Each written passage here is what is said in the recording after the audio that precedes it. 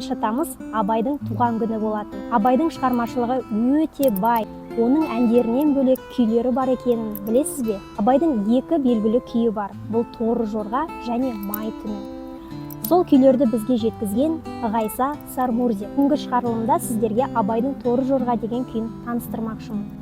Бұл күйді алғаш Ғайса Сармурзин орындап, Оспан деген кісіден үйренген. Оспан Абайдың тұсында атқосшы және де жылқышы болған екен. Абайдың күйі деп Торы жорға күйін үнемі орындаған. Торы жорға күйінің шығу тарихын Ғайса Сармурзин былай баяндайды. Абайдың сүйікті ұлы Әбдірахман қатты сырқаттанып қалған кезінде Дерныйға кіші ұлын Мағауияны қарайласуға жібереді екен.